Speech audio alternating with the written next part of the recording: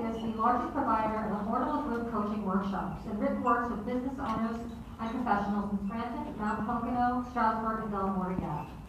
He is certified in the strategic coaching process, and he is here today to talk about a very special journey that he's going to share with you. Please join me in welcoming Rick Franzo.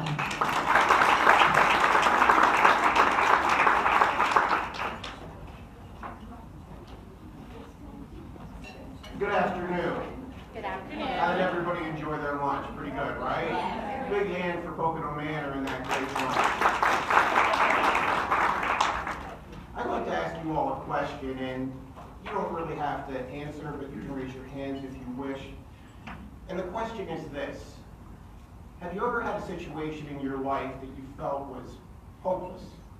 Like there was no way out, there was no way to fix it, it just was a done deal? Do you ever feel like that? Yeah.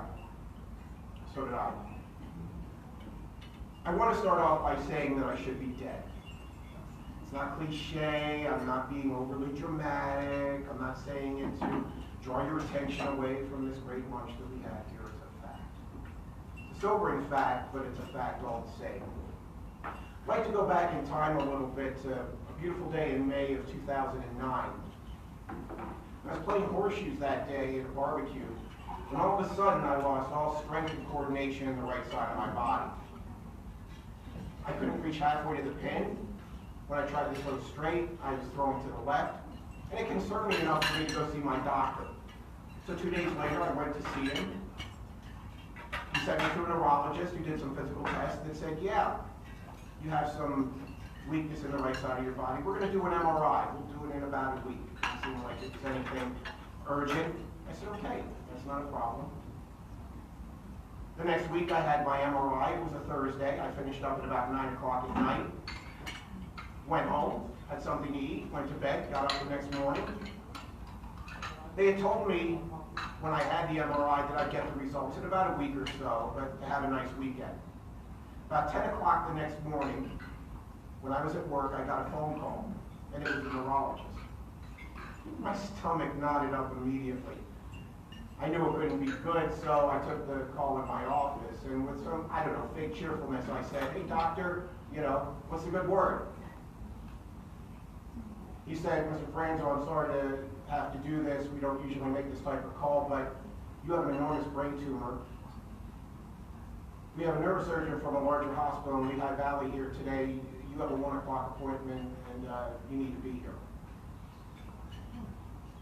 I just dropped the phone. I put my head in my hands. I don't even remember if I said goodbye or not. And said, I'm dead. I mean, I'm dead. I knew nothing about brain tumors. I knew that Ted Kennedy had died from one. And so I was dead. I just sat there for a few minutes with my head in my hands. I hung up the phone. I told my supervisor I had a brain tumor, and I left. I went across the parking lot, and I started to cry. And that was an unusual thing for me, but it would be very, very common in the weeks and months and years to follow. And I just started to drive home. I was in a daze, and I made a phone call. I knew my wife would be home from work. She drives school bus for a school district, so I knew that she would be home, and I was very, very much not looking forward to telling her this. But I made a phone call, and who do you think it was that I called? Anybody? My mother. It's the first group that ever got it pinpointed on her first. My mother. When a child's in trouble, they don't call their father. What do we do? Right? No, nothing. I called my mother. I said, Mom, I said, I have a brain tumor. We have an appointment this afternoon with the neurologist. I really need you to go with me and Debbie. And Mom said, I'll be right down. I thought about my daughter, who was 11 at the time, and how I wouldn't be there to take care of her and to watch her for the most important moments of her life. And that crushed me. And it still does. So I went home and told my wife this outstanding bit of news. This isn't really uplifting right now, so I don't know what you're expecting. So, if you want me to leave, I can. But anyway, I told my wife the news when I pulled in, and she was like, "What are you doing home?" And I told her I just broke down into tears, and I said, "I have a brain tumor. I think I'm going to die. Mom's on her way down, and we have a neurologist appointment at 9 o'clock." So she was overjoyed at that. And it was chaos, but we don't have that much time, so that's a story for another day. So Mom came down, and we got ourselves together. We went down to the appointment. We saw the surgeon. He had his laptop out. He had the film from the night before, and he said, "Mr. Franzo, you have what's called a meningioma. It's a benign word I detest. I despise that word because it just signifies what? That it's harmless, right? You have a benign brain tumor, and it's been growing in you for possibly about 15 years or so, unbeknownst to me. Crazy, but true. It's enormous. You're going to need 2 teams of neurosurgeons to deal with this. We're going to have to do surgery within the next 2 weeks or so. You would have had, if you had not been playing horseshoes and you came in here to get the MRI, you would have had less than 2 weeks to live from this point on because of the pressure that was exerted on my brain. It hit what they call critical mass at the barbecue, which means that it crushed my brain down as far as it could go, and it pushed my skull up 4.5 centimeters. And so I would either had a grand mal seizure, or would have died from a coma, just slipped away and perished, and that was in it for Rick. And so he put me on medication to stop that from happening, and so we scheduled the surgery. And June 16th of 2009, I had 10.5 hours of brain surgery. Can't give you a spoiler. I lived, so I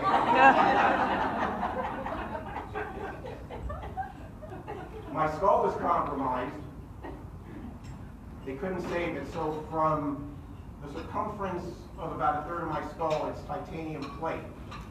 As you can see, that wasn't a problem. I'm still so pretty, so I mean that.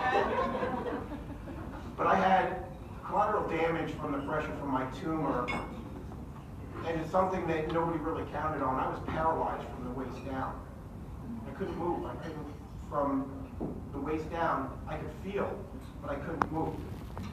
As if having a brain tumor wasn't devastating enough. And I said, "Am I ever going to walk again?" And they said, "We don't know. We've seen this before, but we have no way of knowing how extensive the damage was from your benign brain tumor." I want to let you know that I never had cancer, ever. But it doesn't have to be cancer to be the most devastating thing to happen to you medically. And I was just devastated that this actually happened to me. I thought, can this get worse? Well, yeah, of course it could. Because a couple days later, it was Father's Day. And it was the first time that I actually was able to see my daughter. And that was just disastrous. I did nothing but cry all day. But it was my why moment that evening. And your why moment propels you to exactly who you are, why you do what you do, and gives you a purpose. And I decided that night that I was going to do whatever it took to actually be a contributing factor in my family's ongoing relationship, whether I was in a wheelchair or not. And so that was really my why moment. That was the one that was a game changer for me. Like everything else wasn't, but this actually really flipped the switch. So I was in the hospital for 8 days, and then I was transported to Good Shepherd Rehab, which was a Poconos Medical Center at the time.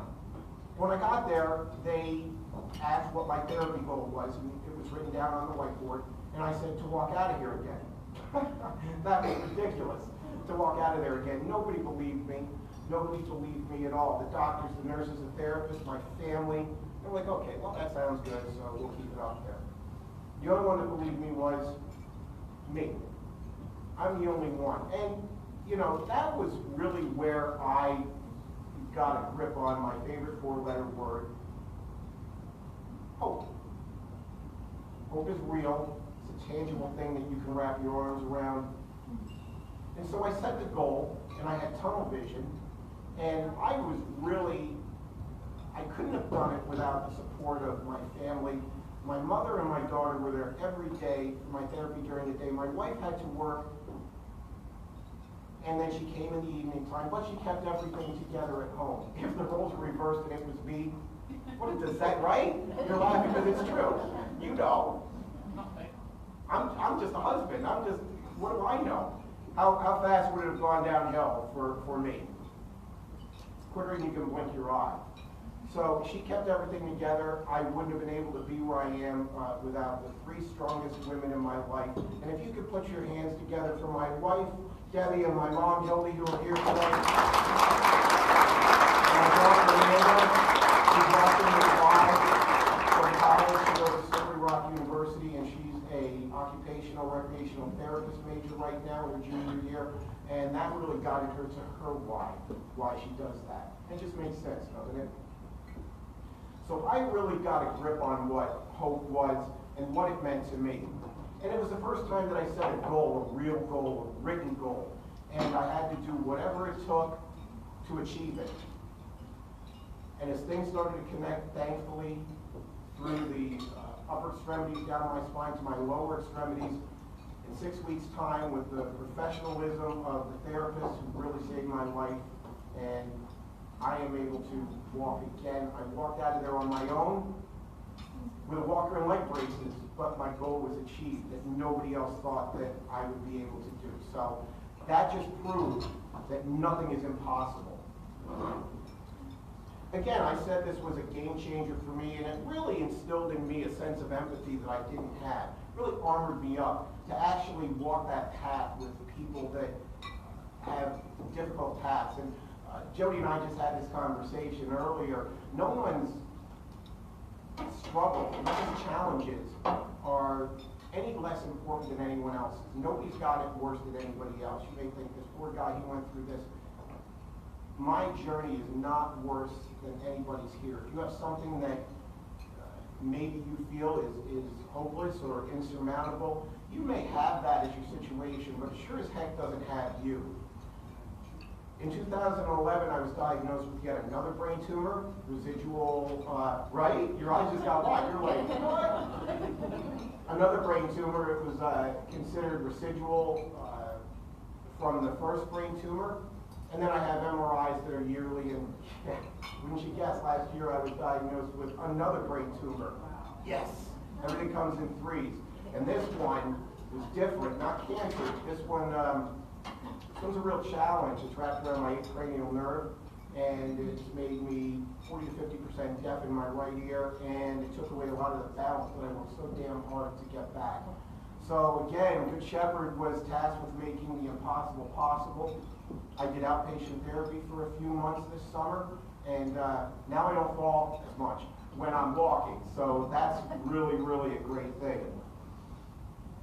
People ask me if I could go back and have my brain tumor discovered earlier and not go through what I've gone through, would I? My answer is no. 2 reasons. Number 1, you can't go back, so that's just silly, right? Number 2,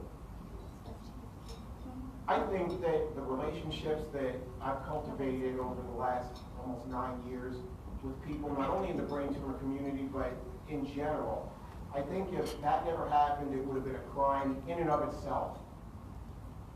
And I feel that this all made me a better husband, a better son, a better father, a better brother, a better friend, better person, and I wouldn't trade it for anything. And I've walked along the path with so many people, many of them aren't here anymore, that they didn't feel alone, and they didn't feel like they were actually walking that path by themselves. It makes what I do as a business coach with a growth coach so important, because it's really what we do as business coaches. We walk on that path where a small business owner doesn't have the resources and the wherewithal like big businesses and big corporations do. And we have women in this room that help on so many different ways in the financial sphere, on the marketing sphere, and everywhere else that really helps them to leverage those talents. And being a coach is almost like learning how to walk again. So with the foundational series, yes, it gives a foundation, it gives it a platform and basis, kind of like standing on your own. When you have the fundamental series, it's where you gain momentum and you just keep on moving in the right direction, and then our fast forward series is basically where we have the opportunity to run, and we can show you how to run faster and farther than you ever thought possible. That's everything on the business end, because we're here for inspiration, and it's really like, again, like standing, walking, and running. And we have a room full of amazing business people, business owners, business professionals. And I'd like you all to give yourselves a hand, because this is really an amazing group that we have here. So please give yourselves a hand.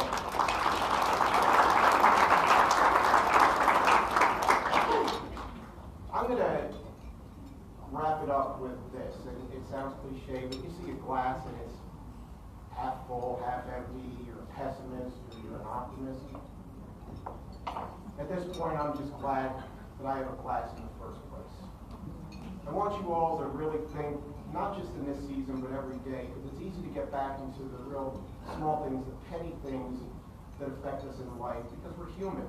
But I'd like you all to have a grateful day and to make it count. Thank you.